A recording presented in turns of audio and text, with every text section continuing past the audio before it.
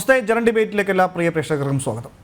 ലോക്സഭാ തെരഞ്ഞെടുപ്പ് അതിൻ്റെ പടിവാതിക്കലെത്തി നിൽക്കെ പൗരത്വ ഭേദഗതി നിയമത്തിനെതിരെ മതമൗലികവാദികൾ ഉൾപ്പെടെ ആഹ്വാനം ചെയ്ത് നടത്തിയ അക്രമ സംഭവങ്ങൾ, അതിൻ്റെ പേരിലെടുത്ത കേസുകൾ, ഇവയെല്ലാം എഴുതിത്തള്ളാനാണ് പിണറായി സർക്കാർ കാണിക്കുന്ന തിടുക്കം. അതെന്തിനാണ് എന്നാണ് പ്രധാനമായി വരുന്ന ചോദ്യം. നേരത്തെ തന്നെ ഈ സമരത്തിൻ്റെ പേരിൽ, ഈ പ്രക്ഷോഭത്തിൻ്റെ പേരിൽ എടുത്ത കേസുകളൊക്കെ പിൻവലിക്കുമെന്ന മന്ത്രിസഭയുടെ തീരുമാനമുണ്ടായിരുന്നു. എന്നാൽ തീരുമാനത്തോടൊപ്പം എഴുതി ചേർക്കപ്പെട്ട മറ്റൊരു കേസുണ്ടായിരുന്നു. ശബരിമല യുവതീ പ്രവേശന പ്രക്ഷോഭകാലത്തെ നാമജപങ്ങളുടെ പേരിൽ എടുത്ത കേസുകളും ഇതിനോടൊപ്പം ഒഴിവാക്കുമെന്ന്. എന്നാൽ അത്തരം കേസുകളുടെ കാര്യത്തിൽ മൃദു സമീപനം കാണിക്കുന്ന, കണ്ടില്ല എന്ന് കണ്ണടയ്ക്കുന്ന സർക്കാർ ഇപ്പോൾ ഈ ലോക്സഭാ തിരഞ്ഞെടുപ്പിന് ഇനി ദിവസങ്ങൾ എണ്ണി കഴിയുന്ന ഈ സമയത്ത് പൗരത്വ ഭേദഗതി നിയമത്തിനെതിരെ എടുത്തിരിക്കുന്ന കേസുകളെല്ലാം വളരെ വേഗം പിൻവലിച്ച്, കേസ് പിൻവലിക്കുന്നതിന് സർക്കാരിന് യാതൊരു ബുദ്ധിമുട്ടുമില്ല എന്ന് കോടതിയെ അറിയിക്കാൻ ഉത്തരവിറക്കിയിരിക്കുന്നു. ഇതിനു പിന്നിൽ കൃത്യമായ പ്രീണനമാണോ? എന്താണ് സർക്കാരിൻ്റെ അജണ്ട? ഇതാണ് ഇന്നത്തെ ജനറൽ ഡിബേറ്റ് ചർച്ച ചെയ്യുന്നത്. ഇന്ന് അതിഥിയായി ശബരിമല കർമ്മസമിതി പ്രതിനിധി SJR കുമാർ, സംവാദകൻ ശ്രീ പണിക്കർ, ഒപ്പം അഡ്വക്കേറ്റ് പി കൃഷ്ണദാസ്, BJP പ്രതിനിധിയായി ഇടത് നിരീക്ഷകൻ ഡോക്ടർ B ജയരാജ് എന്നിവർ ചേർന്നുകൊണ്ട് ആദ്യം ഈ ചർച്ച നമുക്ക് SJR കുമാറിൽ നിന്ന് ആരംഭിക്കാം. ശ്രീ SJR കുമാർ ഉൾപ്പെടെയുള്ള ആളുകൾ പ്രതിയായ ഏതാണ്ട് 16,000 കേസുകളുണ്ടെന്നാണ് ഞാൻ മനസ്സിലാക്കാൻ സാധിക്കുന്നത്. ശബരിമല യുവതീ പ്രക്ഷോഭ കാലഘട്ടത്തിൽ കേരളത്തിലുടനീളം രജിസ്റ്റർ ചെയ്ത് താങ്കൾക്കെതിരെ മാത്രം ഏതാണ്ട് 800-ലധികം കേസുകളുണ്ടെന്ന് മനസ്സിലാക്കാൻ സാധിക്കുന്നു. അന്ന് 2021 പിണറായി സർക്കാരിൻ്റെ മന്ത്രിസഭ ഉത്തരവിറക്കുമ്പോൾ ശബരിമല നാമജപവുമായി ബന്ധപ്പെട്ട കേസുകൾ കൂടി പിൻവലിക്കുമെന്ന ഉത്തരവിലുണ്ടായിരുന്നാൽ ഒരു കേസ് പോലും പിൻവലിച്ചതായി അറിയാൻ സാധിക്കുന്നില്ല. നിലവിൽ ഇതുവരെ പൗരത്വ ഭേദഗതി നിയമവുമായി ബന്ധപ്പെട്ട് തെരുവിലിറങ്ങിയ, പ്രക്ഷോഭം നടത്തിയ 64ഓളം കേസുകൾ, നിലവിലെ കണക്കുകൾ ശരിയാണെങ്കിൽ 64-നും 80-നും ഇടയ്ക്കുള്ള കേസുകൾ പിൻവലിച്ചിട്ടുമുണ്ട്. ഇതിൽ കൃത്യമായ ഒരു പ്രീണനമുണ്ടോ, ഇരട്ടത്താപ്പുണ്ടോ? ഇതാണ് പ്രധാനമായും ഇന്നത്തെ ജനറൽ ഡിബേറ്റ് പരിശോധിക്കുന്നത്. ശ്രീ SJR കുമാർ. ഇരട്ടത്താപ്പുണ്ടെന്നുള്ളത് ഇന്നലെ നടന്നതിൽ നിന്ന് കൂടുതൽ വ്യക്തമായിരിക്കുകയാണ്. ശരിക്കും പറഞ്ഞാൽ 2022 ഇത്തരത്തിലൊരു തീരുമാനം കേരളത്തിലെ മന്ത്രിസഭ എടുക്കുകയും അത് DGPക്ക് താഴേക്ക് നിർദ്ദേശം നൽകുന്നതിന് വേണ്ടി സമർപ്പിക്കുകയും ചെയ്ത സമയത്ത് തന്നെ നമുക്കൊരു കാര്യം വളരെ വ്യക്തമായിരുന്നു. അന്ന് ചർച്ച ചെയ്താണ്, നമ്മൾ പല ചർച്ചകളിലും വന്നതാണ്. അതായത് CA വിരുദ്ധ സമരത്തിൽ പങ്കെടുത്ത മാർക്സിസ്റ്റ് പാർട്ടിയുടെ സഹപ്രവർത്തകരായ SDP-ക്കാരുടെ രക്ഷയ്ക്ക് വേണ്ടി, അവരെ കേസിൽ നിന്നും മുക്തമാക്കുന്നതിന് വേണ്ടി കൃത്യമായിട്ടും രൂപീകരിച്ച ഒന്നാണ്. പക്ഷേ ഈ ശബരിമല പ്രക്ഷോഭത്തിൽ പങ്കെടുത്തവരുടെ വിഷയവും അവരുടെ മുന്നിൽ നിൽക്കുന്നത് കൊണ്ട് രണ്ട് വിഷയവും ഒന്നിച്ചാണ് ഈ മന്ത്രിസഭ എടുത്ത തീരുമാനത്തിൽ നടപ്പാക്കാനായിട്ട് DGP അറിയിക്കുകയും അത് താഴെത്തട്ടിലേക്കൊക്കെ പോവുകയും ചെയ്തത്. പക്ഷേ അവിടെ നമ്മൾ കാണേണ്ട കാര്യം, ഈ മന്ത്രിസഭയുടെ തീരുമാനം കറക്റ്റാണ്, രണ്ടും കൂടെ ചേർന്ന് വേണം എന്ന് തീരുമാനിച്ചുവെങ്കിലും പിന്നീട് നടന്ന ഈ DGPയുടെ ഭാഗത്തു നിന്ന് താഴേക്ക് കളക്ടർക്കും SP-മാർക്കും ഒക്കെ കൊടുത്ത നിർദ്ദേശങ്ങളൊന്നും തന്നെ ഈ ശബരിമലയുടെ വിഷയം ഉണ്ടായിരുന്നതേ ഇല്ല. അത് നമ്മൾ പിന്നീട് ഈ ഞങ്ങളുടെയൊക്കെ പേരിലുള്ള കേസുകൾ പറഞ്ഞല്ലോ, ആയിരക്കണക്കിന് കേസുകളുണ്ട്. ആ കേസുകൾ സംബന്ധിച്ച് നമ്മൾ ഹൈക്കോടതിയിലൊക്കെ പോയപ്പോൾ ഈ വിഷയമായിട്ട് ചെന്നപ്പോഴാണ് നമ്മൾ കാര്യം മനസ്സിലാക്കുന്നത്. ശബരിമലയുടെ വിഷയത്തിൽ, അതല്ല മജിസ്ട്രേറ്റ് കോടതികളിലൊക്കെ നമ്മൾ പ്രസൻറ്റ് ചെയ്തു പല കേസുകൾ. ഈ തീരുമാനം ഉണ്ട്, അതുകൊണ്ട് അതിൻ്റെ നടപടിയുടെ ഭാഗമായിട്ട് കേസ് പിൻവലിക്കപ്പെട്ടിട്ട് കാണും, അതല്ലെങ്കിൽ അതിനെക്കുറിച്ച് അന്വേഷിക്കണം എന്ന് പറയുമ്പോഴാണ് ശബരിമല കേസുമായിട്ട് ബന്ധപ്പെട്ട ഒന്നും പിൻവലിക്കാനായിട്ട് തീരുമാനമൊന്നും ആയിട്ടില്ല, അതിന് നിർദ്ദേശങ്ങളൊന്നും വന്നിട്ടില്ല എന്നാണ് നമുക്ക് കേരളത്തിലെ പല കോടതികളിൽ നിന്നും ഹൈക്കോടതി ഉൾപ്പെടെ നമുക്ക് മനസ്സിലാക്കാൻ സാധിച്ചത്. പക്ഷേ അതേസമയം ഈ CA വിരുദ്ധ സമരത്തിൽ പങ്കെടുത്തവരുടെ കേസ് അപ്പോൾ തന്നെ നമുക്കറിയാം, എൻ്റെ അറിവിലൊരു 700 കേസെങ്കിലും കഴിഞ്ഞ ഈ ദിവസങ്ങൾക്കുള്ളിൽ, ഇന്നലെയാണല്ലോ പുതിയൊരു തീരുമാനം വന്നത്, അതിന് മുമ്പ് തന്നെ പിൻവലിക്കപ്പെട്ടിട്ടുണ്ട് എന്നാണ് മനസ്സിലാക്കുന്നത്. രണ്ടാമത് അവിടെ കാണേണ്ട ഒരു വിഷയം, ഈ ശബരിമല വിഷയത്തിൽ നമ്മൾ കുറച്ച് അന്വേഷണം നടത്തി എങ്ങനെയാണ് കേസ് പിൻവലിക്കുക എന്നൊക്കെ. ആ സമയത്ത് നമുക്ക് കിട്ടിയ ഒരു കാര്യം, ഈ വളരെ ക്രൂരമായ ക്രിമിനൽ കേസുകൾ ഒക്കെയാണ് പിൻവലിക്കാതെ, ബാക്കി കേസുകളൊക്കെ പിൻവലിക്കും എന്ന് പറഞ്ഞപ്പോൾ CA വിരുദ്ധ സമരത്തിൽ നമ്മൾ കാണുന്നത് പൊതുവെ വ്യാപകമായിട്ട് എല്ലാ തരത്തിലുള്ള കേസും പിൻവലിക്കപ്പെട്ടു എന്നുള്ളതാണ്. അപ്പോൾ അങ്ങനെയൊക്കെ ഇത് മുന്നോട്ട് പോകുന്ന സമയത്താണ് ഇന്നലെ പ്രത്യേക ഒരു ഉത്തരവ് വരുന്നത്. ശരിക്കും പറഞ്ഞാൽ ഈ ഉത്തരവ് മുൻപ് തന്നെ നിലവിലുണ്ട്. അതനുസരിച്ച് നടപടിക്രമങ്ങളും നടന്നുകൊണ്ടിരിക്കുകയായിരുന്നു കേരളത്തിൽ കഴിഞ്ഞ 2 വർഷമായിട്ട്. 2022 ഫെബ്രുവരിയിലാണ്, ഫെബ്രുവരി 26 എന്നാണ് എൻ്റെ ഓർമ്മ, ഈ ഒരു ഉത്തരവ് വന്നത്. അതിനുശേഷം ഈ പറഞ്ഞ നടപടിക്രമങ്ങൾ താഴെ അറ്റത്ത് വരെ ഈ CA വിരുദ്ധ സമരത്തിൽ പങ്കെടുത്തവരെ രക്ഷപ്പെടുത്തുന്നതിനുള്ള നടക്കുമ്പോൾ ശബരിമല വിഷയത്തിൽ പങ്കെടുത്തവരെ ഇല്ലായിരുന്നു. അപ്പോൾ ഇന്നലെ എന്തുകൊണ്ടാണ് വീണ്ടും അത് കൊണ്ടുവന്നതെന്ന് വെച്ചാൽ വളരെ വ്യക്തമായൊരു കാര്യമാണ്. കാരണം സർക്കാർ ആരുടെ പക്ഷമാണെന്ന് പൊതുസമൂഹത്തിനെ, പ്രത്യേകിച്ചും ഈ SDP ഒക്കെ സംവിധാനം അവരുടെ ഭാഗങ്ങളിലുള്ളവരെ, അല്ലെങ്കിൽ അവരുടെ ഒരു വോട്ട് ബാങ്ക് ഉണ്ട്. നമുക്കറിയാം, ഇടതുപക്ഷം അതുപോലെ തന്നെ തീവ്രവാദികളോടൊപ്പം ചേർന്ന് എത്രയോ വിചിത്രമായ അക്രമങ്ങളാണ് ഇന്ന് കേരളത്തിൽ നടക്കുന്നത്. പ്രത്യേകിച്ച് SFIക്കാരായാലും മാർക്സിസ്റ്റ് പാർട്ടിക്കാരായാലും നിരന്തരമായ അക്രമം അഴിച്ചുവിടുന്നതൊക്കെ ഇതിൻ്റെ പിന്നിൽ പ്രചോദനം നൽകുന്ന ഒരു സംഘടനയുണ്ടെന്നുള്ളതിൽ യാതൊരു സംശയമില്ല.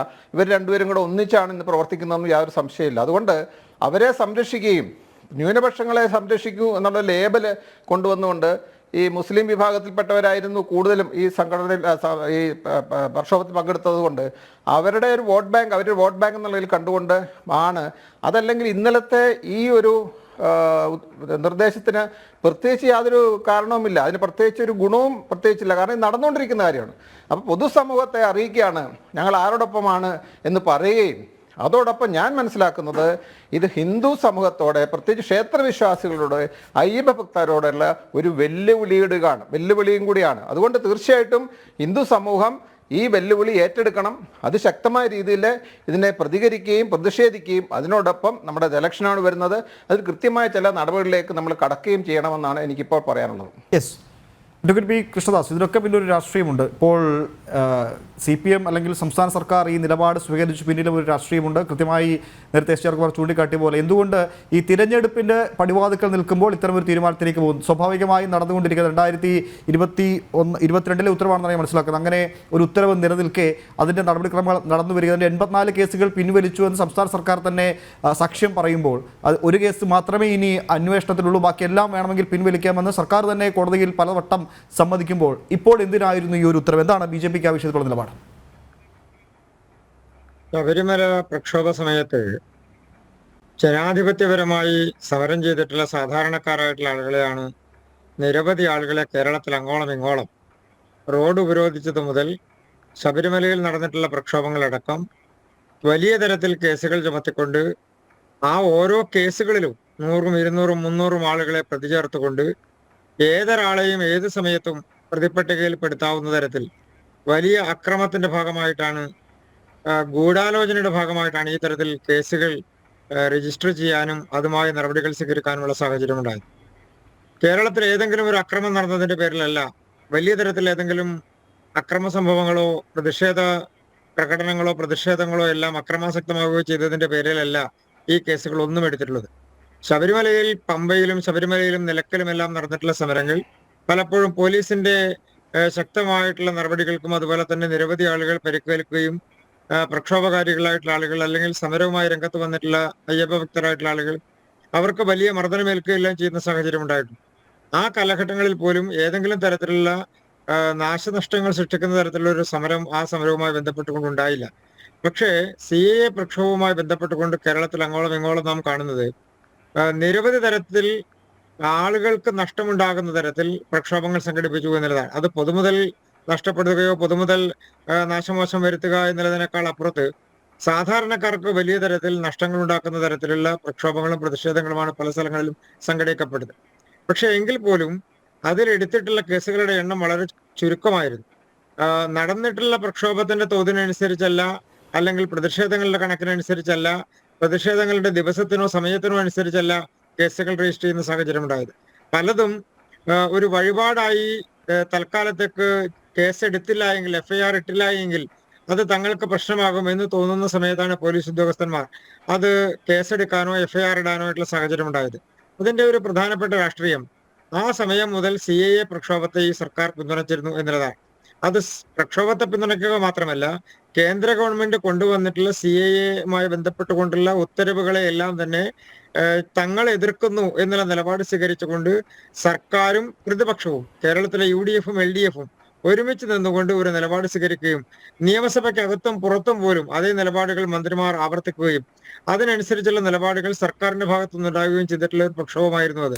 അപ്പൊ സ്വാഭാവികമായും ഒരു സർക്കാർ സ്പോൺസേഡ് പ്രക്ഷോഭം തന്നെയായിരുന്നു CAA-യുമായി ബന്ധപ്പെട്ടുകൊണ്ടുണ്ടായത്. എങ്കിൽ പോലും സാധാരണക്കാരായിട്ടുള്ള ആളുകൾക്ക് വലിയ പ്രശ്നങ്ങൾ സൃഷ്ടിക്കുന്ന തരത്തിലുള്ള പ്രക്ഷോഭങ്ങൾ പല രംഗത്തുമുണ്ടായി, പല സ്ഥലത്തുമുണ്ടായി. അതിൽ കൃത്യമായ നടപടികൾ സ്വീകരിക്കുകയോ FIR-ൽ വേണ്ടത്ര വകുപ്പുകൾ ചേർക്കുകയോ അതിൽ പ്രതി ചേർക്കുന്ന ആളുകളുടെ എണ്ണത്തിൽ ഏതെങ്കിലും ആനുപാതികമായിട്ടുള്ള പ്രതി ചേർക്കപ്പെടുന്ന ആളുകളുടെ എണ്ണം ഉണ്ടാവുകയോ ഒന്നും ചെയ്തിട്ടില്ല. പല കേസുകളും പരിശോധിച്ചാൽ നമുക്ക് മനസ്സിലാവുന്ന നാമമാത്രമായിട്ടുള്ള ആളുകളുടെ പേരുകൾ വെച്ചുകൊണ്ട് FIR രജിസ്റ്റർ ചെയ്തിട്ടുണ്ടോ എന്ന് ചോദിച്ചാൽ FIR രജിസ്റ്റർ ചെയ്തിട്ടുണ്ട് എന്ന് പറയുന്ന തരത്തിലേക്ക് പോകുന്ന ഒരു സാഹചര്യം ഉണ്ടായി. അപ്പൊ ഈ കേസുകൾ, ഈ പ്രക്ഷോഭങ്ങളും സമരങ്ങളും ഒക്കെ നടക്കുന്ന സമയത്ത് തന്നെ ഇതിന്റെ കേസുകൾ അത് തേച്ചു മാച്ച് കളയാനോ ഇല്ലാതെയാക്കാനോ സർക്കാരിന് പിൻവലിക്കാവുന്ന കഴിയുന്ന തരത്തിലോ ഉള്ള വകുപ്പുകളും ആരോപണങ്ങളും മാത്രം ചുമത്തിക്കൊണ്ടാണ് കേസുകൾ പലതും എടുക്കാനുള്ള സാഹചര്യം പോലും കേരളത്തിലുണ്ടായത്. അതിന്റെ പ്രധാനപ്പെട്ട കാരണം ആ കാലഘട്ടങ്ങളിൽ തൊട്ട് തന്നെ ഇടതുപക്ഷ ഗവൺമെന്റിന്റെ നിലപാട് ഒരു പ്രീണന നിലപാടായിരുന്നു എന്നുള്ളതാണ്. ആ പ്രീണനം എന്ന് പറയുന്നത് വോട്ടിന് വേണ്ടിയിട്ടുള്ള പ്രീണനമായിരുന്നു. അത് ആ കാലഘട്ടത്തിൽ അസംബ്ലി തെരഞ്ഞെടുപ്പ് അടുത്തു വരുന്ന സമയത്താണെങ്കിലും കേരളത്തിന്റെ രാഷ്ട്രീയവുമായി ബന്ധപ്പെട്ടുകൊണ്ടുള്ള ഇടതുപക്ഷത്തെ സംബന്ധിച്ചാണെങ്കിലും വലതുപക്ഷത്തെ സംബന്ധിച്ചാണെങ്കിലും രണ്ടുപേരും മത്സരിച്ച് തങ്ങൾ ആരുടെ പിന്തുണ കൂടുതൽ ഉറപ്പിക്കും എന്ന് പറയുന്ന തരത്തിലായിരുന്നു ആ പ്രക്ഷോഭകാരികൾക്ക്, അതുമായി ബന്ധപ്പെട്ടുകൊണ്ട് നിൽക്കുന്ന സംഘടനകൾക്ക് ഒത്താശ ചെയ്തു കൊടുക്കാനുള്ള നടപടി ഉണ്ടായത്. അതുകൊണ്ട് സ്വാഭാവികമായും ആ കേസുകൾ അന്ന് തന്നെ എഴുതി തള്ളപ്പെടാനുള്ള സാധ്യതയുണ്ട് എന്ന് നമുക്ക് മനസ്സിലാകുന്ന തരത്തിലായിരുന്നു. ഇന്നിപ്പോ ചെയ്തിരിക്കുന്നത് പ്രായോഗികമായ കേസുകൾ ഇല്ലാതെയാക്കാൻ വേണ്ടി സർക്കാർ ശ്രമിക്കുന്നു എന്നുള്ളതാണ്. അതിന്റെ കാരണം വരാൻ പോകുന്ന പാർലമെന്റ് തെരഞ്ഞെടുപ്പ്. ആ പാർലമെന്റ് തെരഞ്ഞെടുപ്പിൽ ഈ സർക്കാരിന് അനുകൂലമായിട്ടുള്ള ഒരു നിലപാട്, അതല്ലെങ്കിൽ ഇടതുപക്ഷത്തിന് അനുകൂലമായിട്ടുള്ള ഒരു നിലപാട് ഒരു സമൂഹത്തിൽ നിന്നുണ്ടാവണം എന്നുള്ളൊരു കാഴ്ചപ്പാടിന്റെ അടിസ്ഥാനത്തിലായിരിക്കണം ഒരുപക്ഷെ ഇന്ന് കേസുകൾ പിൻവലിക്കാനുള്ള സാഹചര്യം ഉണ്ടായത്. സർക്കാരിന് ഈ കാര്യത്തിൽ ജനകീയ പ്രക്ഷോഭങ്ങൾ നടന്നതിന്റെ പേരിലുള്ള കേസുകളാണ് പിൻവലിക്കുന്നത് എന്നുണ്ടെങ്കിൽ ശബരിമല പ്രക്ഷോഭത്തിലെ മുഴുവൻ കേസുകളും പിൻവലിക്കപ്പെടണം. അതുപോലെ തന്നെ നടന്നിട്ടുള്ള നിരവധി പ്രക്ഷോഭങ്ങൾ കേരളത്തിൽ, ഇപ്പൊ ഉദാഹരണത്തിന് സിദ്ധാർത്ഥന്റെ മരണമടക്കം ഉണ്ടായ സമയത്ത്, കേരളത്തിലെ നിരവധി ഈ തരത്തിലുള്ള വിഷയങ്ങൾ ഉണ്ടായ സമയത്ത്, കർഷക ആത്മഹത്യകൾ ഉണ്ടായ സമയത്ത്, കേരളത്തിലെ ക്യാമ്പസുകളിൽ നടന്നിട്ടുള്ള ക്യാമ്പസുകളിൽ നടന്നിട്ടുള്ള SFIയുടെ അക്രമം അടക്കം, അതുപോലെ തന്നെ നടന്നിട്ടുള്ള നിരവധിയായിട്ടുള്ള വിഷയങ്ങളുമായി ബന്ധപ്പെട്ടുകൊണ്ട് ഗവർണറുമായി ബന്ധപ്പെട്ടുകൊണ്ട് ഉയർന്നു വന്നിട്ടുള്ള അരാഷ്ട്രീയവാദം ഉയർത്തിക്കൊണ്ട് നടന്നിട്ടുള്ള പ്രക്ഷോഭങ്ങൾ, ഈ ഭരണകൂടത്തിനെതിരായി നിലനിൽക്കുന്നു എന്നുള്ളതിന്റെ പേരിൽ ആളുകൾക്കെതിരെ എടുത്തിട്ടുള്ള നിലപാടുകൾ, അതിന്റെ ഭാഗമായിട്ടുള്ള കേസുകൾ തുടങ്ങി നിരവധി വാളയാറിലെ പെൺകുട്ടികളുടെ മരണവുമായി ബന്ധപ്പെട്ടുകൊണ്ട്, വണ്ടിപ്പെരിയാറിൽ ഉണ്ടായിട്ടുള്ള മരണവുമായി ബന്ധപ്പെട്ടുകൊണ്ട് ഈ തരത്തിൽ ജനകീയ പ്രക്ഷോഭങ്ങൾ നിരവധി, അത് സെക്രട്ടേറിയറ്റിന് മുന്നിലാണെങ്കിലും കാസർഗോഡ് മുതൽ തിരുവനന്തപുരം വരെയുള്ള സ്ഥലങ്ങളിലാണെങ്കിലും നിരവധി ജനകീയ വിഷയങ്ങളിൽ പ്രക്ഷോഭങ്ങൾ ഉണ്ടായിട്ടുള്ള സാഹചര്യങ്ങൾ ഉണ്ടായിട്ടുണ്ട്. അതിൽ BJP അടക്കമുള്ള, യുവമോർച്ച അടക്കമുള്ള, ABVP അടക്കമുള്ള നിരവധി യുവജന വിദ്യാർത്ഥി പ്രക്ഷോഭങ്ങളും പ്രതിഷേധങ്ങളും എല്ലാം ഉണ്ടായിട്ടുണ്ട്. അങ്ങനെയുള്ള പ്രക്ഷോഭങ്ങളിൽ ഉൾപ്പെട്ടിട്ടുള്ള കേസുകളടക്കം പിൻവലിക്കാൻ സർക്കാർ തയ്യാറാകേണ്ടതല്ലേ? അതിന്റെ പ്രധാനപ്പെട്ട കാരണം CAA പ്രക്ഷോഭം എന്ന് പറയുന്നത് സ്വാഭാവികമായും കേന്ദ്ര ഗവൺമെന്റ് കൊണ്ടുവന്നിട്ടുള്ള ഒരു നിയമ നടപടിയെ ചോദ്യം ചെയ്തുകൊണ്ട് ഉണ്ടായിട്ടുള്ള പ്രക്ഷോഭമാണ്. അതിനേക്കാൾ അപ്പുറത്ത് ഈ സർക്കാരിന്റെ ജനവിരുദ്ധ നയങ്ങൾക്കെതിരായി സർക്കാരിന്റെ ഒപ്പം നിൽക്കുന്ന ആളുകൾ നടത്തിയിട്ടുള്ള അക്രമങ്ങൾക്കെതിരായി നടന്നിട്ടുള്ള പ്രക്ഷോഭങ്ങൾ, ആ പ്രക്ഷോഭങ്ങൾ കൂടി ഈ സർക്കാർ കണക്കിലെടുക്കാൻ വേണ്ടി തയ്യാറാകേണ്ടതായിരുന്നു. അതൊന്നും തയ്യാറായില്ല. അതിന്റെ പ്രധാനപ്പെട്ട കാരണം ഈ സർക്കാരിനെ സംബന്ധിച്ചിടത്തോളം, LDF സർക്കാരിനെ സംബന്ധിച്ചിടത്തോളം ഒരു പക്ഷപാതപരമായിട്ടുള്ള നിലപാട് ആ കാര്യത്തിൽ സ്വീകരിക്കുന്നു എന്നുള്ളതാണ്. അതിൽ രാഷ്ട്രീയമുണ്ട്. അതിൽ വ്യക്തമായിട്ടുള്ള രാഷ്ട്രീയം ഒരു പ്രീണന രാഷ്ട്രീയമാണ്. ആ പ്രീണന രാഷ്ട്രീയം എന്നുള്ളത് എല്ലാവർക്കും അറിയുന്ന കാര്യമാണ്. ഇപ്പൊ ജോസഫ് മാഷിന്റെ കൈവെട്ടുന്ന കേസുണ്ടായി. ആ കൈവെട്ട് കേസിലെ പ്രതികളെ പിടിക്കാൻ വേണ്ടി തയ്യാറായില്ലല്ലോ. ഇപ്പൊ ഇന്നാണ് പാലക്കാട് ശ്രീനിവാസന്റെ മരണവുമായി ബന്ധപ്പെട്ടുകൊണ്ടുള്ള ഒരു പ്രധാനപ്പെട്ട പ്രതിയെ അറസ്റ്റ് ചെയ്യുന്ന സാഹചര്യം ഉണ്ടായത്. ഇപ്പൊ അഭിമന്യു കേസുമായി ബന്ധപ്പെട്ടുകൊണ്ട്, അതുപോലെ തന്നെ UAPA കേസ് ചാർജ് ചെയ്യപ്പെട്ടുള്ള പ്രധാനമന്ത്രി അടക്കമുള്ള ആളുകൾക്കെതിരെ വധഭീഷണി ഉയർത്തുന്ന തരത്തിലുള്ള കേസുകൾ ഉണ്ടായി. ഇതിലെ കേസുകെട്ടുകൾ കാണാതെയാകുന്നു. നമ്മൾ കാണേണ്ടത് ഇത് തീവ്രവാദ സംഘടനകളുമായി ബന്ധപ്പെട്ടുകൊണ്ട് നിൽക്കുന്ന ആളുകൾ, അല്ലെങ്കിൽ അതുമായി ബന്ധപ്പെട്ടുകൊണ്ട് നടക്കുന്ന പ്രക്ഷോഭങ്ങൾ, ആ തരത്തിലുള്ള സംഘടനകളോട് ചേർന്ന് നിന്നുകൊണ്ട് നടക്കുന്ന ജനകീയ പ്രക്ഷോഭങ്ങളുടെ പേരിൽ നടക്കുന്ന പ്രക്ഷോഭങ്ങൾ, ആ പ്രക്ഷോഭങ്ങളിൽ പെട്ടിട്ടുള്ള ആളുകളെ സർക്കാർ സഹായിക്കുന്നത് മാത്രമല്ല, അതിനേക്കാൾ ഗുരുതരമായിട്ടുള്ള പല കേസുകളിലും പെട്ടിട്ടുള്ള കേസ് ഫയലുകൾ കേരളത്തിൽ കാണാതെയാകുന്നു എന്നുള്ളത് ഒരു വിഭാഗം ആളുകളെ പ്രീണിപ്പെടുത്താനോ ആ വിഭാഗം ആളുകളുടെ പിന്തുണയോടുകൂടി വീണ്ടും ഭരണം തുടരാം, അല്ലെങ്കിൽ ഞങ്ങളുടെ MP-മാരെ ഉണ്ടാക്കാം, രാഷ്ട്രീയപരമായ നേട്ടമുണ്ടാക്കാം എന്ന് കാണുന്നതിന്റെ അടിസ്ഥാനത്തിലാണ്. ഇപ്പോ അഭിമന്യു കേസിലെ കേസ് ഫയൽ നഷ്ടപ്പെടുന്നതിന്റെ രാഷ്ട്രീയം നമുക്ക് എല്ലാവർക്കും അറിയാമല്ലോ. അതിലെ പ്രതികൾക്ക് ചെയ്യാനുള്ള ഒരു ശ്രമം നടത്തുന്നത് എന്നുള്ളതാണ്. ഈ ശ്രമങ്ങളെല്ലാം ചെന്നെത്തുന്നത് ഒരു പ്രീണനത്തിന്റെ ഭാഗത്തേക്കാണ്. ആ പ്രീണനമാണ് വീണ്ടും CAA-യുടെ രണ്ടാം ഘട്ടം വരാൻ വേണ്ടി പോകുന്നു. കേരളത്തിൽ ഇത് അംഗീകരിക്കില്ല എന്ന് ബഹുമാനപ്പെട്ട മുഖ്യമന്ത്രി തന്നെ പറയുന്നു. എന്ന് പറഞ്ഞാൽ വീണ്ടും ഒരു പ്രക്ഷോഭത്തിന് ആഹ്വാനം നൽകുമ്പോൾ സർക്കാരിന്റെ പിന്തുണയുണ്ട് എന്ന് ബഹുമാനപ്പെട്ട മുഖ്യമന്ത്രി അടക്കം അവർക്ക് ഉറപ്പ് കൊടുക്കുകയാണ്. നേരത്തെയുള്ള കേസുകൾ പിൻവലിക്കുക, ഇനിയും നിങ്ങൾക്ക് പ്രക്ഷോഭം നടത്താം, ഇനിയും നിങ്ങൾക്ക് അക്രമം നടത്താം, ഇനിയും നിങ്ങൾ എന്ത് ചെയ്താലും ഈ കേരളത്തിൽ ഒന്നും ഞങ്ങൾ ചെയ്യാൻ വേണ്ടി പോകുന്നില്ല എന്നുള്ളൊരു ശക്തമായിട്ടുള്ള രാഷ്ട്രീയ പിന്തുണ കൊടുത്തുകൊണ്ട് ആ വിഭാഗം ആളുകളുടെ വോട്ടുകൾ തങ്ങളിലേക്ക് വലിക്കാൻ സാധിക്കുമോ, തങ്ങൾക്ക് അനുകൂലമാക്കാൻ സാധിക്കുമോ എന്നുള്ള പ്രീണനം മാത്രമാണിത്. യെസ്, ശ്രീ ബി ജയരാജ്, 2021 2-ാം മാസം 26-ാം തീയതി ഇറങ്ങിയ ഉത്തരവുണ്ടായിരുന്നു. ഈ ഉത്തരവിലാണ് CA വിരുദ്ധ പ്രക്ഷോഭങ്ങളും ഒപ്പം ശബരിമല യുവതീ പ്രവേശനവുമായി ബന്ധപ്പെട്ട സമരവുമായി നാമജപവുമായി ബന്ധപ്പെട്ട കേസുകളൊക്കെ പിൻവലിക്കാൻ സർക്കാർ ഉത്തരവിടുന്നത്.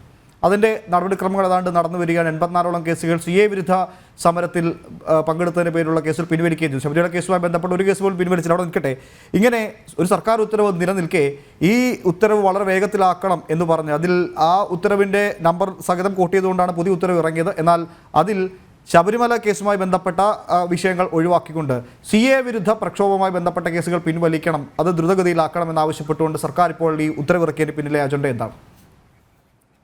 ഇതിനകത്ത് അജണ്ട ഒന്ന് മാത്രമേ ഉള്ളൂ. CAA പ്രക്ഷോഭത്തിന്റെ കാര്യത്തില് കേരള നിയമസഭ ഐകകണ്ഠ്യമായിട്ടാണ് തീരുമാനമെടുത്തത്. അതിനകത്ത് പ്രതിപക്ഷമൊന്നുമില്ല, ഭരണപക്ഷമൊന്നുമില്ല, എല്ലാവരും ഒരേപോലെ ഒരു തീരുമാനം എടുത്താണ് CAA വിരുദ്ധ CAA നടത്താൻ അനുവദിക്കില്ല എന്നുള്ളത്. പ്രതിപക്ഷവും ഭരണപക്ഷവും ഒരുപോലെ എത്തുന്ന നിലപാടാണ്. ഒന്നാമത്തെ കാര്യം അത്. രണ്ട്, ശബരിമല പ്രക്ഷോഭവും CAA വിരുദ്ധ സമരവും തമ്മിൽ ഇക്വേറ്റ് ചെയ്ത് കാണാൻ പറ്റാത്ത, രണ്ടും കടലും കടലാടിയും പോലെയുള്ള വ്യത്യാസം. നിങ്ങളുടെ സർക്കാരാണ്. അത് തന്നെ, അതിന് സമയമെടുക്കും. ഒരു പ്രൊസീജിയർ ഉണ്ടല്ലോ സാറിന്. അതിനകത്തെ കേസുകൾ എന്ന് പറയുന്നത് റിലീജിയസ് സെന്റിമെന്റ്സ് ഹേർട്ട് ചെയ്തു, ഇരുമുടിക്കെട്ട് വലിച്ച് തലയിലെറിഞ്ഞു, ഔദ്യോഗിക കൃത്യനിർവഹണത്തെ തടസ്സപ്പെടുത്തി, കലാപം ഉണ്ടാക്കാൻ ആഹ്വാനം നടത്തി, ഗോൾഡൻ ഓപ്പർച്യൂണിറ്റി നേതാക്കന്മാർ പറഞ്ഞു.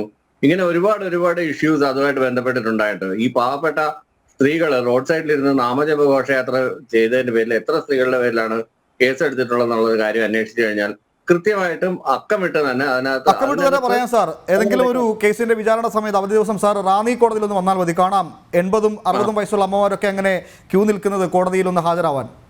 അല്ല, വയലന്റ് മോബിനെ പിരിച്ചുവിടാൻ വേണ്ടിയിട്ടുള്ള കേസെടുപ്പാണ് അത്. അത് വേറെ രീതിയിൽ വേറെ തലത്തിലേക്ക് മാറുമായിരുന്നു. ഇതേ സുപ്രീം കോടതി വിധിയുടെ അടിസ്ഥാനത്തിൽ തന്നെ ആണല്ലോ RSSന്റെ ഒബ്സർവർ ആദ്യമേ മുഖപത്രം എഴുതിയതിന് അനുകൂലിക്കുന്നു ശബരിമല വിധിയെ. അതുപോലെ തന്നെ ശനി ക്ഷേത്രത്തിലെ സ്ത്രീ പ്രവേശനത്തിന് അനുകൂലിച്ചല്ലോ. അങ്ങനെ ആദ്യമേ ഒരു സ്റ്റാൻഡ് ഉണ്ടാവുകയും പിന്നെ കേരളത്തിലെ സ്റ്റാൻഡ് മാറി മറിയുകയും ചെയ്തപ്പോഴാണ് ശബരിമല. പിന്നെ സർക്കാരിന്റെ അത്യാവശ്യം ഒരു തിടുക്കം, സ്ത്രീകളെ ഉടനെ തന്നെ കയറ്റണം എന്നുള്ളൊരു തിടുക്കം അതിനകത്ത് ഉണ്ടായിരുന്നു എന്നുള്ളത് വാസ്തവം കൂടിയാണ്. അത് ഞാൻ പൂർണ്ണമായിട്ടും അംഗീകരിക്കുന്നു. അങ്ങനെയൊക്കെയാണ് ഈ ഒരു വിഷയം ഉണ്ടായത്. അത് പക്ഷെ ഒരു ഘട്ടം എത്തിയപ്പോഴത്തേക്കും അതൊരു റിലീജിയസ് സെന്റിമെന്റ്സിലോട്ട് വർക്കൗട്ട് ആവുകയും അത് പിന്നീട് ഒരു അക്രമ സംഭവങ്ങളുടെ ഒരു പരമ്പര തന്നെ നമുക്ക് അന്യ സംസ്ഥാനങ്ങളിൽ നിന്ന് വരുന്ന പിൽഗ്രിം ആളുകൾ, പിന്നെ കാണിക്കയിടരുതെന്നുള്ള വൻതോതിലുള്ള പ്രചാരണങ്ങള്, അത് വേറെ രീതിയിൽ അതിനെ പൊളിറ്റിക്കലി മൊബിലൈസ് ചെയ്യാൻ വേണ്ടിയിട്ട് റിലീജിയനെയും പൊളിറ്റിക്സിനെയും മിക്സ് ചെയ്യുന്നതിന് എന്നും ഇവിടുത്തെ ഇടതുപക്ഷ സർക്കാരുകളും വലതുപക്ഷ സർക്കാരുകളും എതിരാണ്. റിലീജിയനെയും പൊളിറ്റിക്സിനെയും മിക്സ് ചെയ്ത് കഴിഞ്ഞാൽ അതൊരു ഡെഡ്ലി കോമ്പിനേഷൻ ആണെന്ന് എല്ലാവർക്കും അറിയാവുന്ന കാര്യമാണ്. സാമാന്യ വിദ്യാഭ്യാസമുള്ള എല്ലാ ആളുകൾക്കും അറിയാം റിലീജിയനെ റിലീജിയനായിട്ട് കാണുകയും പൊളിറ്റിക്സിനെ ആയിട്ട് കാണുകയും ചെയ്യണം. ഇത് രണ്ടും കൂടെ മിക്സ് ചെയ്ത് കഴിഞ്ഞാൽ ഉണ്ടാവുന്ന ദൂരവ്യാപകമായ ഫലങ്ങൾ ഭയങ്കരമാണ്.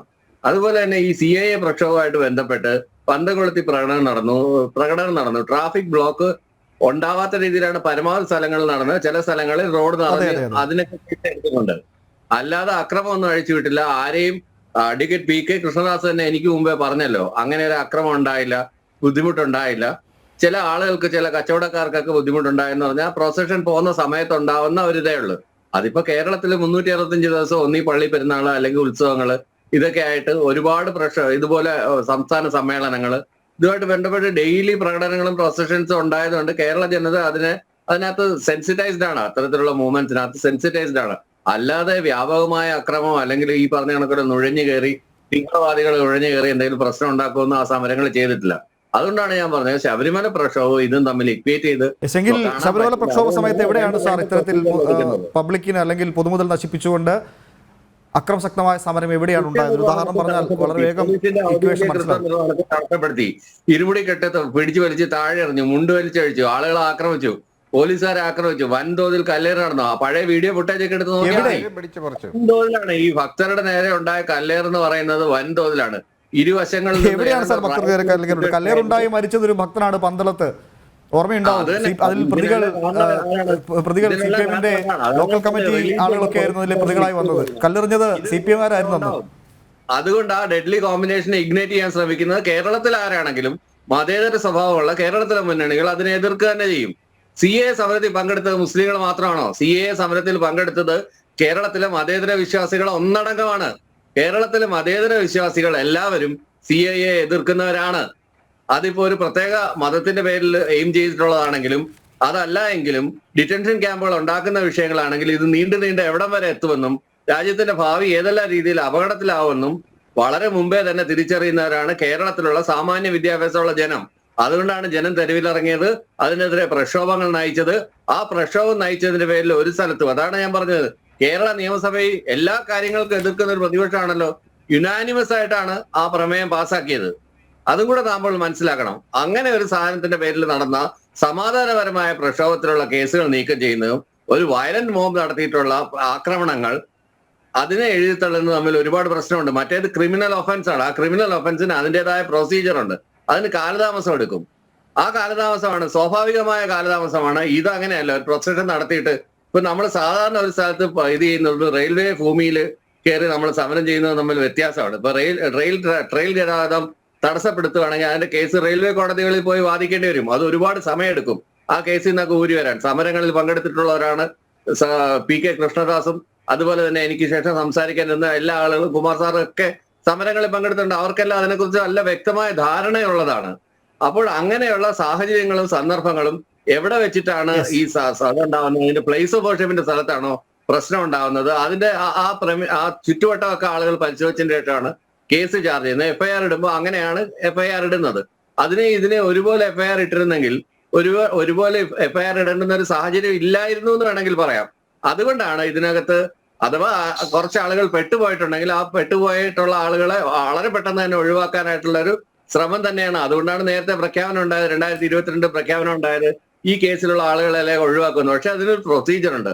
അവിടെയാണ് സാർ അതിന്റെ ഇരട്ടത്താപ്പ് മനസ്സിലാകുന്നത്. 84 കേസുകൾ ഒഴിവാക്കിയപ്പോൾ ശബരിമലയുമായി ബന്ധപ്പെട്ട ഒരു കേസുകൾ പോലും ഒഴിവാക്കിയിട്ടില്ല. ഒരു കേസിൽ പോലും നടപടിക്രമങ്ങൾ ആരംഭിച്ചില്ല. നേരത്തെ സൂചിപ്പിച്ച പോലെ റാന്നി കോടതിയിൽ ഉൾപ്പെടെ എല്ലാ മാസവും കാണാം 60, 50, 70 വയസ്സായ അമ്മമാർ അങ്ങനെ കോടതിയിലൊന്ന് ഹാജരാവാൻ കാത്തിരിക്കും. താങ്കളിലേക്ക് മടങ്ങിയെത്തിയപ്പോൾ സമാധാകൻ ശ്രീ പണിക്കർ കൂടി ഹാജരായിട്ടുണ്ട്.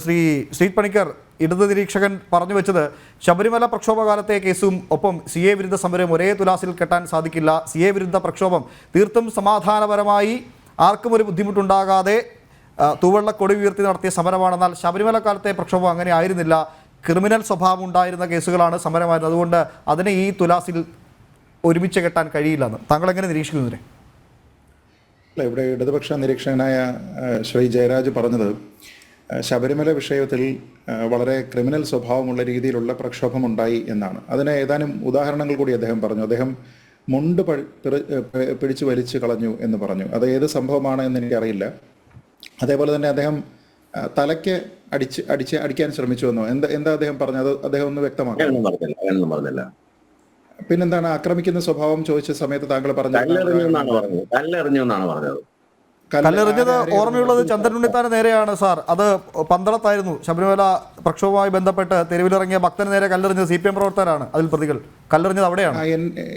എൻ്റെ ഓർമ്മയും അത് തന്നെയാണ്. തന്നെയുമല്ല, ഈ നാമം ജപിക്കുന്ന തെരുവിൽ സമാധാനമായിട്ട് ഈ പന്തലുമൊക്കെ കെട്ടി തെരുവിൻ്റെ ഓരങ്ങളിൽ ഇരുന്ന് നാമം ജപിക്കുന്ന ആൾക്കാരുണ്ടായിരുന്നു. ആ നാമം ജപിക്കുന്ന ആൾക്കാരെ തന്നെ അവിടെ തല്ലി ഓടിക്കുന്നത് നമ്മൾ കണ്ടു. അവർക്കെതിരെ കേസെടുക്കുന്നത് നമ്മൾ കണ്ടു. പോലീസുകാരായിട്ടുള്ള ആൾക്കാരുടെ അക്രമം നമ്മൾ കണ്ടു. അവിടെ വഴിയോരത്തൊക്കെ പാർക്ക് ചെയ്തിരിക്കുന്ന വാഹനങ്ങളുടെ എല്ലാം ചില്ല് അടിച്ചു പൊട്ടിക്കുന്നത് ഉൾപ്പെടെയുള്ള കാര്യങ്ങൾ കണ്ടു. അതുമായി ബന്ധപ്പെട്ട ഏതെങ്കിലും പോലീസുകാരനെതിരെ കേസെടുത്തതായിട്ട് ശ്രീ ജയരാജൻ അറിയാമോ? പോലീസുകാരുടെ ഔദ്യോഗിക കൃത്യനിർവഹണത്തിൽ തടസ്സപ്പെടുത്തി എന്നുള്ള കാര്യം എനിക്കറിയാം. സൈഡിൽ വെച്ചിരിക്കുന്ന വാഹനത്ത് സൈഡിൽ പാർക്ക് ചെയ്ത വാഹനങ്ങൾ, ബൈക്കുകളുടെ ഗ്ലാസുകൾ തല്ലിപ്പൊട്ടിക്കുന്ന എന്ത് കർത്തവ്യ നിർവഹണം മനസ്സിലാവുന്നില്ല.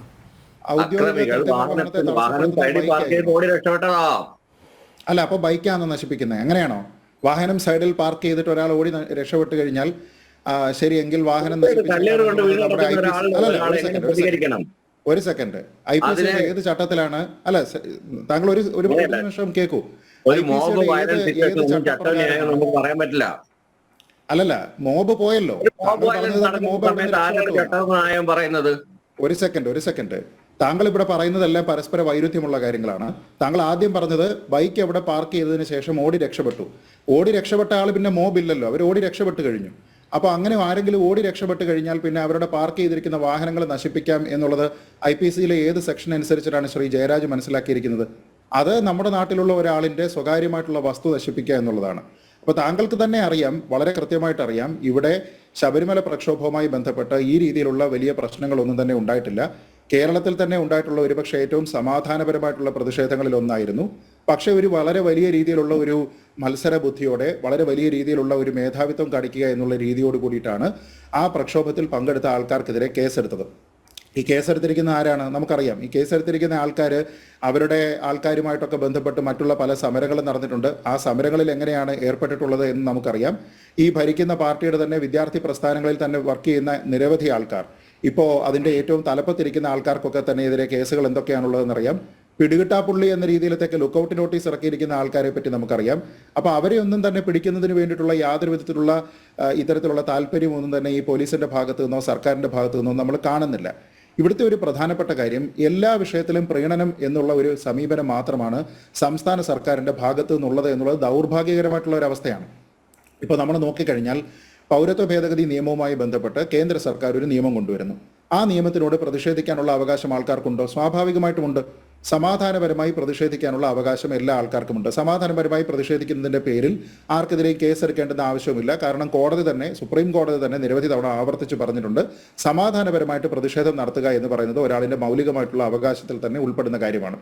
അത് ഫ്രീഡം ഓഫ് എക്സ്പ്രഷൻ എന്ന് പറയുന്നതിൻ്റെ ഭാഗത്ത് കൂടി തന്നെ വരുന്നതാണ്. ഇനി രണ്ട്, ശബരിമലയുമായി ബന്ധപ്പെട്ട് അക്രമ സംഭവങ്ങൾ നടന്നിട്ടുണ്ടെങ്കിൽ ആ അക്രമ സംഭവങ്ങളിൽ ഉൾപ്പെട്ടിരിക്കുന്ന ആൾക്കാർ ഏത് രീതിയിൽ പൊതുമുതൽ നശിപ്പിച്ചിട്ടുണ്ട്, ഏത് രീതിയിലുള്ള അക്രമങ്ങൾ നടത്തിയിട്ടുണ്ട് എന്നതുമായി ബന്ധപ്പെട്ട് ഇവിടെ പറയണം. അങ്ങനെ പറയാനായിട്ട് ആർക്കും കഴിയുന്നില്ല. ഈ തെരുവിൽ സമാധാനപരമായിട്ടിരുന്ന് നാമം ജപിച്ചിരിക്കുന്ന ആൾക്കാർക്കെതിരെ വരെ കേസെടുത്തിട്ടുണ്ട്. അതുകൂടാതെ പോലീസിന്റെ ഭാഗത്തു നിന്ന് നിരവധി അതിക്രമങ്ങൾ ഉണ്ടായിട്ടുണ്ട്. അങ്ങനെ അവിടെ ഒരു കലാപഭൂമിയായിട്ട് മാറ്റിയിരുന്നതിന് സർക്കാരിനും പോലീസിനും വളരെ വലിയ രീതിയിലുള്ള പങ്ക് ശബരിമലയുടെ വിഷയത്തിലുണ്ട്. പക്ഷേ ഇതെല്ലാം മറന്നുകൊണ്ട് 2021 പങ്കില്ല, എന്തോ പോലീസിനാണ് പങ്ക്. സംഘപരിവാറിന്റെ ആളുകൾക്ക് ഒരു പങ്കുമില്ല. ഇതിലെല്ലാം പോലീസുകാരാണ് ഉണ്ടാക്കിയത്. അല്ല, അങ്ങ് തന്നെയാണല്ലോ പറഞ്ഞത്. അഭിപ്രായമൊക്കെ പിന്നെ മാറിയതാണ്. സംഘപരിവാർ അല്ലായിരുന്നു, സാധാരണക്കാരായിരുന്നു. അപ്പൊ ഇതെല്ലാം ഇപ്പൊ എല്ലാവരും പ്രതിഷേധിച്ച എല്ലാവരും സംഘപരിവാറായോ? ഇങ്ങനെയാണോ ഇപ്പൊ പറയുന്നത്? എവിടെയെങ്കിലും ഒരിടത്ത് നിൽക്കൂ. താങ്കൾ ആദ്യം പറഞ്ഞത്, ഞാൻ ഇവിടെ ജോയിൻ ചെയ്യുന്ന സമയത്ത് താങ്കൾ പറഞ്ഞത് RSSന്റെ താല്പര്യം ഇതൊന്നും ആയിരുന്നില്ല, അവർ പിന്നീടാണ് വന്നത് എന്നാണ്. അപ്പോൾ എന്ന് വെച്ച് കഴിഞ്ഞാൽ ശബരിമല വിധി വന്നതിന് ശേഷം പ്രക്ഷോഭവുമായി വന്നിരിക്കുന്ന ആൾക്കാർ RSSകാരല്ല എന്ന് താങ്കൾ തന്നെ പറഞ്ഞു. പിന്നീട് പിന്നീട് സ്റ്റാൻഡ് മാറ്റിയെന്നും ഞാൻ പറഞ്ഞിരുന്നു. അതെ, അതാണ് ചോദിച്ചത്. വന്നപ്പോഴാണ് സ്റ്റാൻഡ് മാറുന്നത്. സ്റ്റാൻഡ് മാറ്റി എന്തുകൊണ്ടാ? ഗോൾഡൻ ഓപ്പർച്യൂണിറ്റി എന്നൊരു പ്രയോഗമല്ലോ. എന്ത് കണ്ടിട്ടാകുമല്ലോ ഗോൾഡൻ ഓപ്പർച്യൂണിറ്റി പ്രയോഗം. എന്ത് കണ്ടുകൊണ്ടാണ് ഗോൾഡൻ ഓപ്പർച്യൂണിറ്റി ഉണ്ടാക്കുന്നത്? ഇത് തന്നെയാണ് ഞാൻ പറഞ്ഞത്. ചോദിക്കുന്നതിന് മറുപടി പറയാമോ? ഞാൻ ചോദിക്കുന്നത് ഗോൾഡൻ ഓപ്പർച്യൂണിറ്റി. ഗോൾഡൻ ഓപ്പർച്യൂണിറ്റി എന്ന് പറയുന്നത് ഇതൊരു ശബരിമല ഒരു സുവർണാവസരമാണ്, ഇതിനകത്തുനിന്ന് മാക്സിമം പൊളിറ്റിക്കൽ ഗെയിൻ ഉണ്ടാക്കണമെന്ന് പറഞ്ഞത്. അങ്ങനെ RSSന് തോന്നിയത് എപ്പോഴാണ്? അല്ലെങ്കിൽ BJPക്ക് തോന്നിയത് എപ്പോഴാണ്? അവരുടെ സ്റ്റാൻഡ് മാറ്റുന്നതിനായിട്ട് ബന്ധപ്പെട്ടിട്ടാണ് അങ്ങനെ തോന്നിയത്. അല്ലാതെ അവർക്ക് എപ്പോ തോന്നി? എന്ത് സംഭവത്തിന്റെ അടിസ്ഥാനത്തിലാണ് അവർക്ക് അത് തോന്നിയത്? സ്ത്രീ പ്രവേശമായിട്ട് ബന്ധപ്പെട്ടിട്ടായിരിക്കാം. അല്ല, സ്ത്രീ പ്രവേശവുമായി ബന്ധപ്പെട്ടിട്ട് എന്ത് കണ്ടിട്ടാണ് നിലപാട് മാറ്റം ഉണ്ടായത്? എന്തായിരുന്നു അതിന്റെ ട്രിഗറിംഗ് പോയിന്റ്? എന്തായിരുന്നു?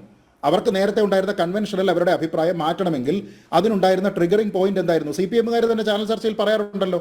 താങ്കൾക്ക് അറിയില്ലേ അത്? CPM എന്നോടൊപ്പം പങ്കെടുത്തിരിക്കുന്ന ആൾക്കാർ തന്നെ പറഞ്ഞു.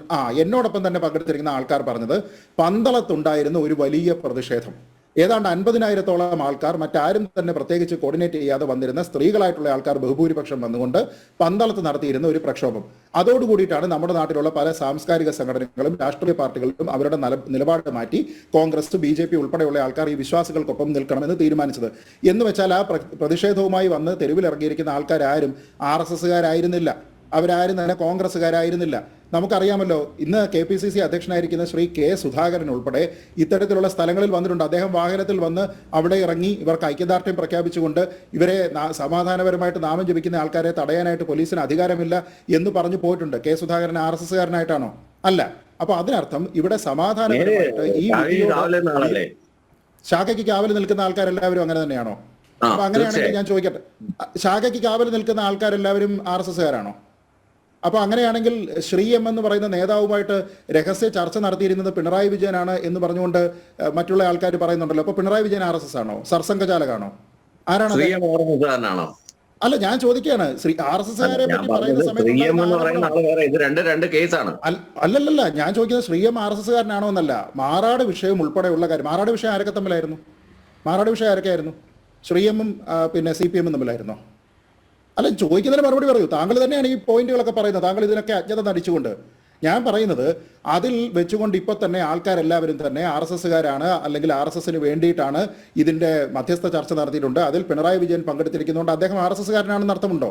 RSSകാരനുമായിട്ട് വേദി, ഇപ്പൊ നരേന്ദ്രമോദിയുമായിട്ട് ചേർന്നിട്ട് പിണറായി വിജയൻ വേദി പങ്കിടുന്നു. RSSകാരനായിട്ടാണോ? പിണറായി വിജയൻ RSSകാരനായിട്ടാണോ? എന്തൊക്കെ കാര്യങ്ങളാണ് താങ്കൾ പറയുന്നത്? ഞാൻ നോക്കട്ടെ, കെ സുധാകരൻ എന്ന് പറയുന്നയാൾ RSSന്റെ ശാഖയ്ക്ക് കാവൽ നിന്നിട്ടുണ്ട് എന്നോ, അല്ലെങ്കിൽ ഞാൻ കൂടി ചേർന്നിട്ട് അവിടെ നടത്തിയിട്ടുണ്ട് എന്ന് പറഞ്ഞു കഴിഞ്ഞാൽ അദ്ദേഹം RSSകാരനാവില്ല. അതിനുള്ള ഒരു സാഹചര്യം ഒന്നുണ്ടായിരുന്നു. അദ്ദേഹം പറഞ്ഞത് ശരിയാണോ അല്ലയോ? ഇതൊക്കെ തന്നെ വേറെ വിഷയമാണ്. ഭരിക്കുന്ന സർക്കാരിനെതിരെ ഒരു ഓപ്പർച്യൂണിറ്റി ആയിട്ട് കണ്ടതുകൊണ്ട് സമാന മനസ്ഥിതികാരെ ഒന്നിച്ചു എന്നേ എന്ന് പറയാനുള്ളൂ. അപ്പൊ പൗരത്വ ഭേദഗതി നിയമത്തിലും അതേ യുക്തി തന്നെ ഉപയോഗിക്കാമല്ലോ അല്ലേ? തീർച്ചയായിട്ടും തീർച്ചയായിട്ടും.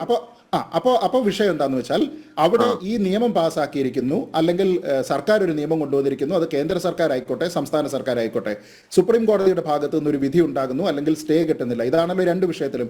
അപ്പോൾ അതിലൊരു പൊളിറ്റിക്കൽ ആയിട്ടുള്ള ഒരു ഓപ്പർച്യൂണിറ്റി ഉണ്ട് എന്ന് കണ്ടുകൊണ്ട് അതിൽ അഗ്രീവ്ഡ് ആയിട്ടുള്ള പാർട്ടി ആരാണ് എന്ന് വെച്ചാൽ അവരോടൊപ്പം നിൽക്കാനായിട്ട് രാഷ്ട്രീയ കക്ഷികൾ തീരുമാനിക്കുന്നു.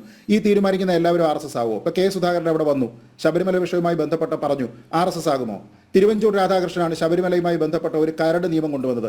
അവിടെ വിശ്വാസ ലംഘനം ഉണ്ടാവുകയാണ് എങ്കിൽ അതൊരു ക്രിമിനൽ കുറ്റമാകുമെന്നും തടവ് ശിക്ഷ നൽകും എന്ന രീതിയിൽ 2021 ഒരു കോൺഗ്രസിന്റെ കരട് നിയമം കൊണ്ടുവന്നത് ശ്രീ തിരുവഞ്ചൂർ രാധാകൃഷ്ണനാണ്. തിരുവഞ്ചൂർ രാധാകൃഷ്ണൻ RSSകാരനായോ? അപ്പൊ നിങ്ങൾക്കൊരു പ്രശ്നമുണ്ട് ശ്രീ ജയരാജ്. അതായത് ഇവിടെ ഹിന്ദുക്കൾ എന്ന് പറഞ്ഞൊരു വിഭാഗമില്ല. ഏതെങ്കിലും ഒരാൾ അമ്പലത്തിൽ പോയി കഴിഞ്ഞാൽ, ഏതെങ്കിലും ഒരാൾ വിശ്വാസത്തിന് അനുകൂലമായിട്ട് സംസാരിച്ചു കഴിഞ്ഞാൽ അയാളെ നിങ്ങൾ അപ്പം തന്നെ അങ്ങ് സംഘി ചാപ്പയടിക്കുകയാണ്. അങ്ങനെ ചാപ്പയടിക്കാൻ പോകുന്നത് എന്തിനാണ്? ഇവിടെ ഹിന്ദുക്കളായിട്ടുള്ള ആൾക്കാരുണ്ട്, ഇവിടെ വിശ്വാസികളായിട്ടുള്ള ആൾക്കാരുണ്ട്. അവരുടെ താല്പര്യത്തോടൊപ്പം ചേർന്ന് RSS നിൽക്കുന്നുണ്ടാകും, BJP നിൽക്കുന്നുണ്ടാകും. വിശ്വാസികൾ വിശ്വസിക്കട്ടെ, പണിക്കർ വിശ്വാസികൾ വിശ്വസിക്കട്ടെ. അതിനെ പൊളിറ്റിക്സുമായിട്ട് എന്തിനാണ് എന്നാണ് ഞാൻ ചോദിച്ചത്. ഫ്രിഞ്ച് ബെനിഫിറ്റിന് വേണ്ടി, ഫ്രിഞ്ച് ബെനിഫിറ്റിന് വേണ്ടിയിട്ട് അല്ലല്ല, അങ്ങനെയല്ല ഞാൻ പറഞ്ഞത്. അങ്ങനെ വിശ്വാസികളായിട്ടുള്ള ആൾക്കാർ എവിടെ ഉണ്ടെങ്കിൽ ആ വിശ്വാസികളായിട്ടുള്ള ആൾക്കാർ സമാധാനപരമായിട്ട് പ്രതിഷേധിച്ചിട്ടുണ്ടെങ്കിൽ അവരെ എല്ലാവരും തന്നെ നിങ്ങൾ ബ്രാൻഡ് ചെയ്യാനായിട്ട് ശ്രമിച്ചു. ഇപ്പൊ പത്തനംതിട്ടയിൽ സ്ഥാനാർത്ഥിയാണല്ലോ ശ്രീ തോമസ് ഐസക്. നാമജപം എന്നുള്ളതിന് അദ്ദേഹം പറഞ്ഞിരുന്ന ഒരു വാക്ക് താങ്കൾക്ക് ഓർമ്മയുണ്ടോ? തെറിജപം എന്ന്. തെറിജപം എന്നാണ് പറഞ്ഞത്. തെറി വിളിക്കുന്ന ആളുകളുണ്ടായിരുന്നു.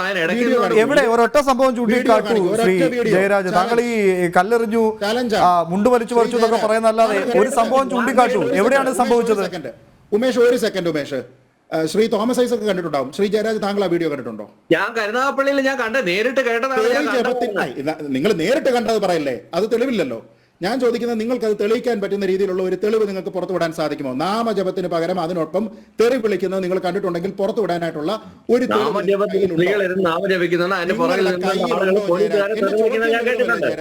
ജയരാജ്, എന്റെ ചോദ്യം മനസ്സിലായില്ലേ? എന്റെ ചോദ്യം നിങ്ങൾക്ക്